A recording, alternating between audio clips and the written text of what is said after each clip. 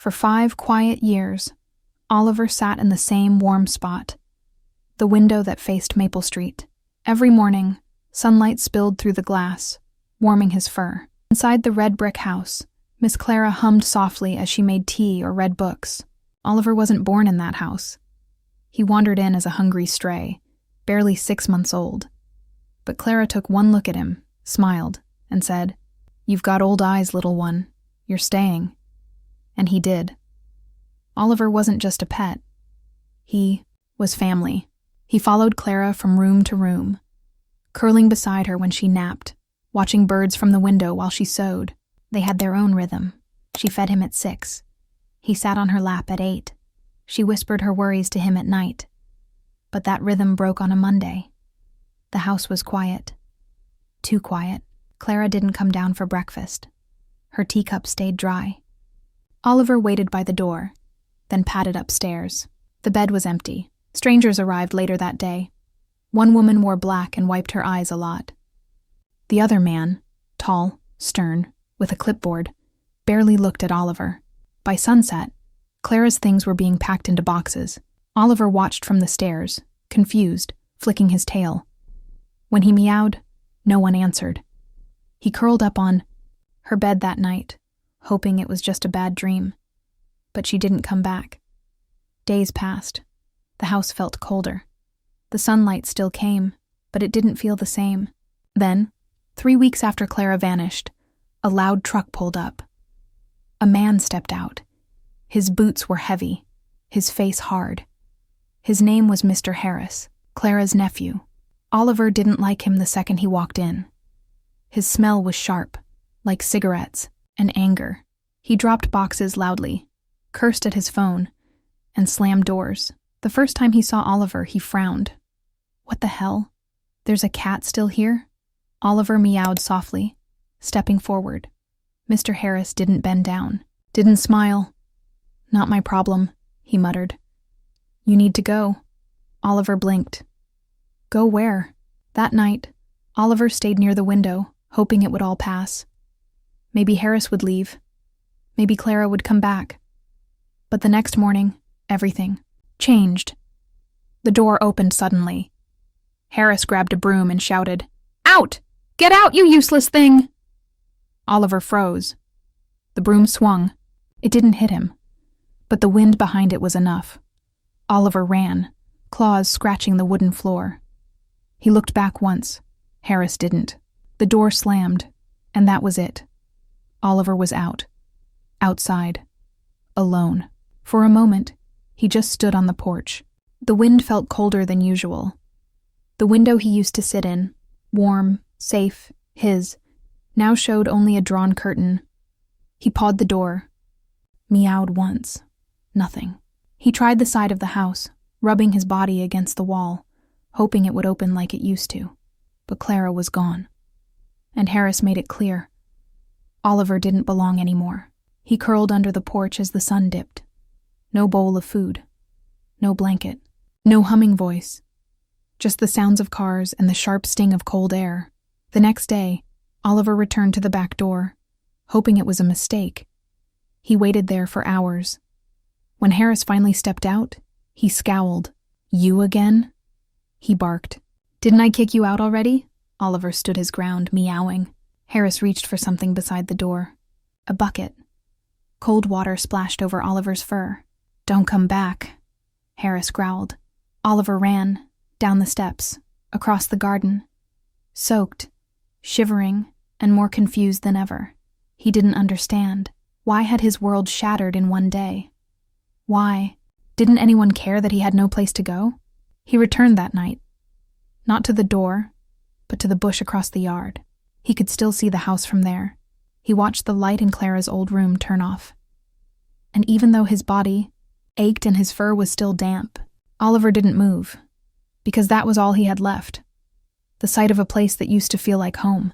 But as the wind picked up and the world grew darker, one thing settled inside Oliver's heart. He wasn't wanted, and somehow, he would have to survive. Alone. Oliver didn't move for hours after hiding under the bush. The night was colder than any she'd known. No blanket, no bowl. Just the sound of wind and passing cars. Every time a door opened somewhere nearby, her ears perked up. But it was never Clara. By morning, her fur was stiff with dried water and dirt. Hunger kicked in like a sharp twist in her belly. She stood, slow and shaky, and padded back toward the house. Just maybe the man had cooled down. Maybe he felt bad. She meowed once at the door. Then again. Nothing. She waited. Then it opened. The man stepped out holding a coffee cup and scowling. "Oh, you're still here," he snapped. Oliver stood and took one small step forward. "You didn't get the message?" he said, setting his cup down and grabbing the same bucket. Oliver backed up. Splash. Cold water hit her legs. She jumped back, fur soaked again. "Don't come back," he yelled. "You hear me?" She ran. Down the street, around the corner. Past the tree she once napped under. She didn't look back. But the world she ran into wasn't any kinder. She passed a boy on a scooter. He pointed. "You, that cat looks dirty." His mom pulled him away. "Stay back. Strays carry diseases." Oliver kept walking. Her paws hurt from the rough sidewalk. Her belly growled. She spotted a fast food bag near a trash bin and tried to nudge it open. But before she could bite, a dog barked from a nearby fence. Loud and angry, Oliver jumped, nearly ran into the street. A car honked and swerved. The driver screamed out the window, "Get off the road, stupid cat." Heart racing. She darted behind a dumpster, curled into herself. Tried to sleep, but sleep didn't come. Night fell again. She hadn't eaten. Her body was trembling. And the worst part?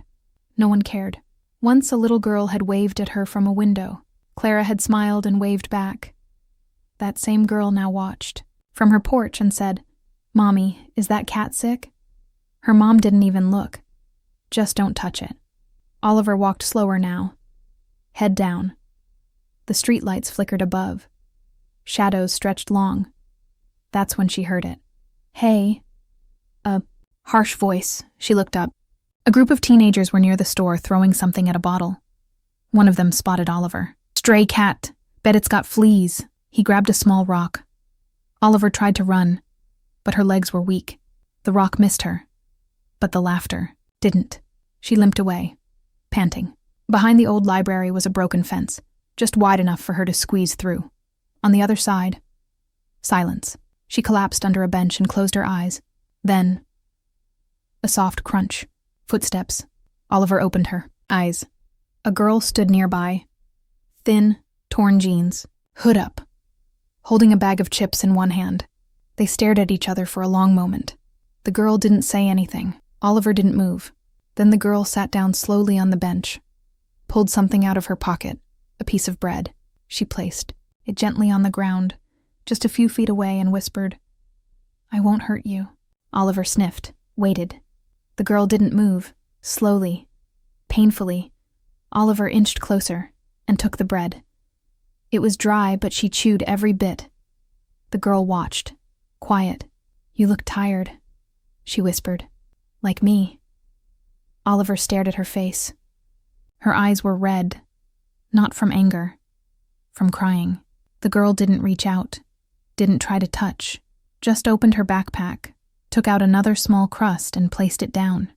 "I'm Lily," she said. "That's all I have right now." Oliver took the second piece. It was the first kindness she'd felt in days. She stayed under that bench that night. Lily didn't return. Not that night. But Oliver had hope now. Because someone saw her. Really saw her. And maybe, just maybe, someone still cared.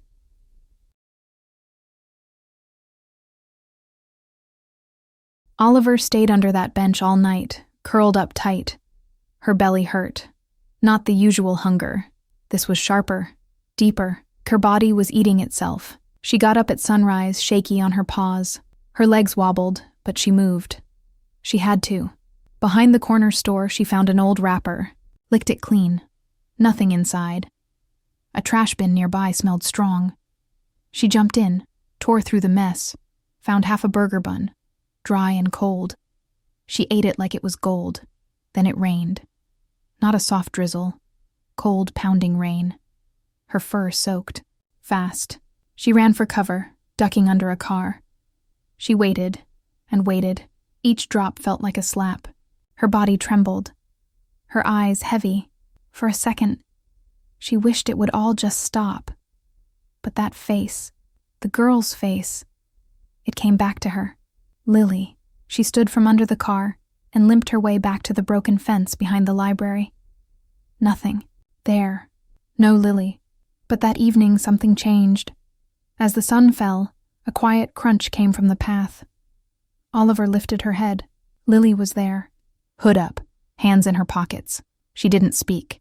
She looked around, then reached into her bag. She pulled out a paper napkin and laid it on the ground. A piece of chicken sat in the middle. Lily placed it gently near the bench and backed away. "Don't know if you're hungry," she whispered, "but I saved it for you." Oliver didn't move at first, but the smell pulled her. She limped out, eyes locked on the food. Lily didn't step forward, just watched. Oliver bit into it. Real food, warm. Tears welled in Lily's eyes. She didn't wipe them. "Some days, I don't eat either," she said quietly. Oliver licked the napkin clean. Her eyes met Lily's. Neither moved. Neither needed to. The next day, Oliver returned. Lily wasn't there, but under the bench was a small paper cup with a few dry treats inside. Every night, something small showed up. A bit of bread, some lunch meat, once, even tuna. And every night, Lily watched from the window above the corner shop. Never said a word, just watched. Oliver started to wait for her. She came closer now. Sat just a few feet away. Still never reached out. Never tried to grab her. Oliver began to purr softly after meals. Not loud, just enough. Lily noticed. "You sound better." She smiled one night. "That's good." But hope never comes without trouble. One afternoon, as Oliver nibbled on a slice of ham, a voice cut through the stillness. "Is that filthy stray still here?" It came from a back door 2 buildings down. A man stepped out, arms crossed, eyes locked on Lily. "That cat's a problem," he barked. "It's digging in trash. I've seen it on my porch." Lily stood up fast. "She's not hurting anyone." The man scoffed. "I don't care. If I see it again, I'm calling animal control. You hear me?" Lily's hands shook. Oliver froze, crouching low. "I'm warning you," he growled. "Gone by morning." He slammed the door. The air felt colder. Lily knelt beside the bench. She didn't look at Oliver, just stared at the ground. "He's serious," she whispered. "If they catch you." Her voice cracked. Oliver didn't understand the words, but she felt the fear. That night, Lily didn't go home right away. She sat by the bench for a long time. Oliver stayed just close enough to feel her there, and for the first time in days, the hunger didn't feel as painful, because something else hurt more.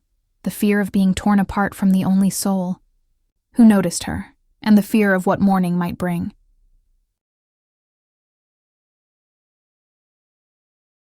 Lily didn't sleep that night, not after the man's threat. She kept thinking about Oliver, curled under that bench, trusting her, not knowing someone wanted her gone. Morning came too fast. Lily rushed outside, hands gripping a paper bag filled with scraps. But as she neared the bench, her heart dropped.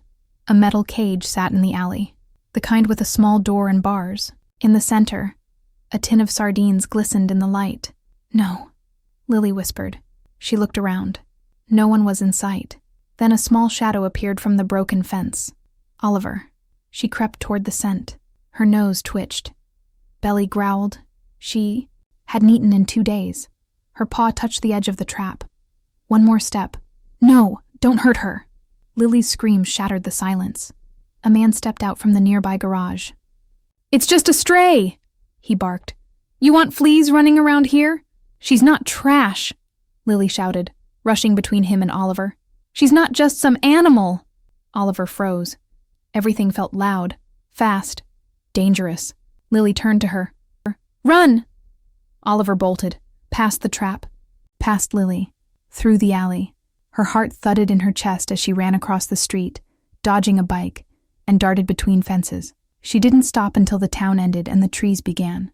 The woods were darker than she remembered. The wind felt sharper. She kept running until her legs gave out. Then she hid under a thick bush and stayed still. Everything hurt. Her paws, her ribs, her tail. She was alone again. Days passed. She drank from muddy puddles, ate leaves, licked the inside of a fast food bag someone had tossed near the trees. She limped from one hiding spot to another, slept under logs, avoided every sound. Every time she closed her eyes, she saw Lily's face. The panic, the voice that screamed for her, but no voice came now, until it did. Oliver. Oliver, where are you? Her ears twitched. She knew that voice.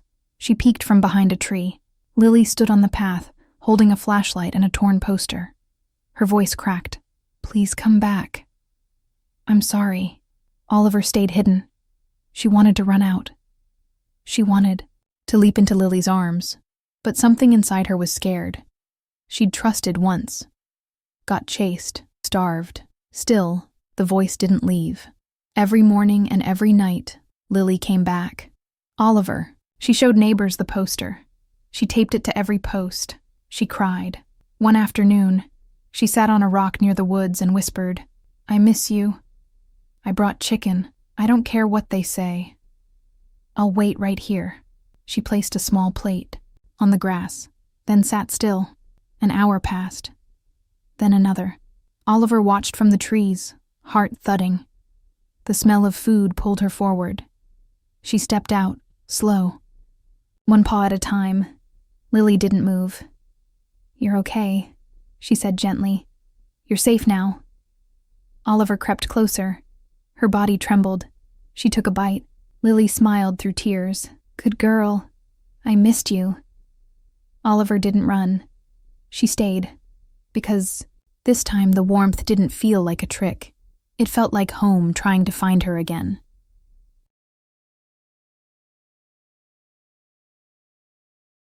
Oliver didn't move much after that night by the plate. Her body was weak, and her paw still sore. She found a dry patch under a tree and waited for Lily to return. But the next day, it wasn't Lily's soft footsteps that came.